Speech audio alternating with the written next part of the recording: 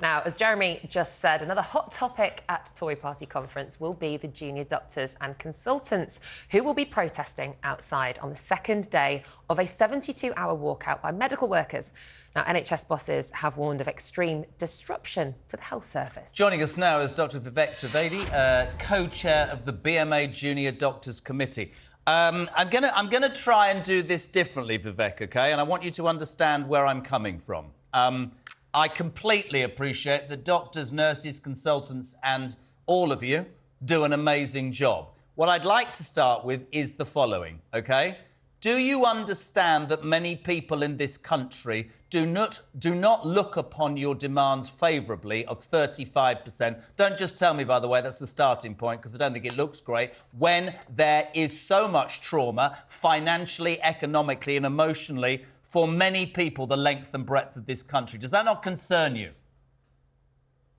So I know you mentioned that we'd say it's a starting point, but doctors have never said that this needs to be restored at one time. So what we're asking for are the pay cuts that doctors and consultants have undergone over the last 15 years, which are far more than any other worker in the economy, to be reversed. All we want to do is to go back to neutral. And we know that these pay cuts didn't come in overnight. And in the same way, we're not expecting for them to be restored overnight. In fact, we looked at a deal when we were in negotiations with government about how this could be structured over a number of years. But unfortunately, the government just said no and put no counter proposal on the table. And what we're asking for is a doctor who's paid £15 an hour to be paid £20 an hour.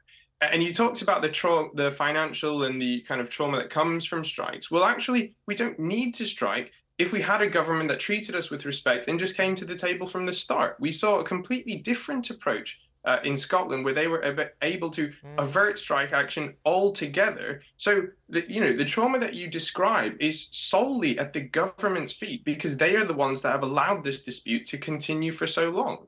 Vivek, I think this debate, this conversation about pay often focuses so much on pay and on money. And I understand that from your point of view, it isn't solely about that. It's about the working conditions within the NHS. Can you speak to us a little bit about your experience of the past few years working as you do within the NHS and what it is you're calling for aside from a pay increase?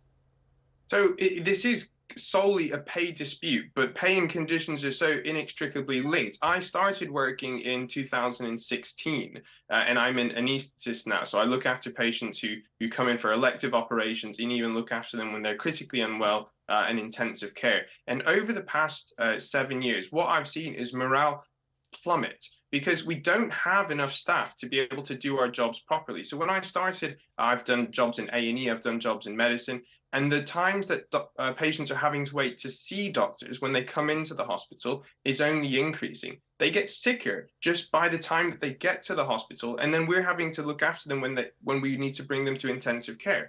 In anaesthetics, I'm seeing patients who have had surgeries that have been delayed for 2 years. We've not been striking for 2 years. We've been striking for 6 months. Can I jump in?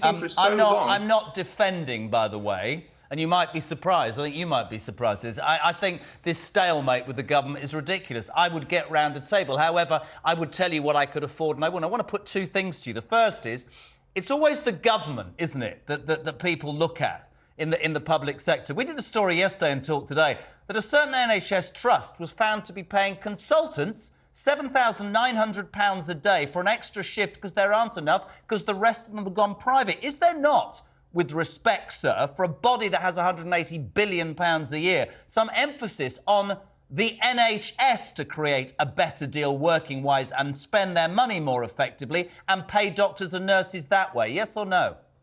I'm not sure I completely understand your question, but if you're trying to suggest, are we asking for consultants to be paid that rate with the dispute that we're undergoing, then no. Those are rates for consultants to work in extra time outside of their already busy contracted hours. But like you say, if you're saying that those rates are too high for doctors to cover for other doctors doing strike action, then the simple answer is to not allow strike action to happen. If the government resolved this dispute, then doctors wouldn't have to go on strike and those rates wouldn't have to be paid to cover other striking doctors. It would be far cheaper, like you've just said, for this government to settle this dispute. Unfortunately, they're being ideological in allowing it to continue. And you know, you talked about public support. Public support is high for doctors. Well, this is very interesting. We can give you this. The only way we can give you this because we did a poll. Hold on. We can give you this, can't we, Nick? We've done a poll and you'll be surprised or pleased, I would imagine.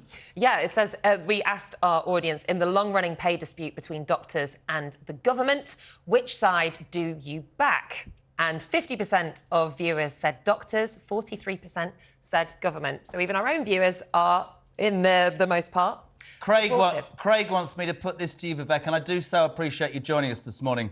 The same union in Scotland accepted the same terms from the SNP. In England, it's political. Junior doctors don't like the Tory government and have decided to strike because they want to bring the government down. Your response, Vivek? That is completely untrue, because we've not been offered anything remotely close to what has been offered in Scotland. And also the dynamic is different. So the Scottish government have offered a deal where they can get to full pay restoration in a period of 3 years, where they are going to negotiate every year after this, on top of a roughly 17% uplift over the past 2 years. Doctors in England, first of all, had lost more pay compared to our Scottish colleagues. So therefore, the amount that we would need to go back to neutral is more, had been offered far less. At that point, actually, we'd only been offered 5% by our government and no ability to look forward in the future years. I don't care which government it is that comes to our table. It's not the government per se that's it's not the government that's the roadblock to this issue. It's the lack of a credible offer. If our current government can put an offer on the table, we can end this dispute today. All right, but they're the ones that are unwilling to do so. Wanted to put that to you, so you had a right to answer it. You got one more, Nick? No, we can go on. Go ahead. Listen, really appreciate you being on, Vivek. I think the point that I made at the beginning, and fair play to you for coming on, I think so much of what happens in this country at the moment is overshadowed by how difficult people are dealing. But that poll is interesting. For Talk today, it says, and I quote, 57% of the people watching this that we polled support the doctors' strikes. I appreciate your time. Thank you, Dr. Vivek Trivedi, co-chair of the BMA Junior Doctors Committee. Let us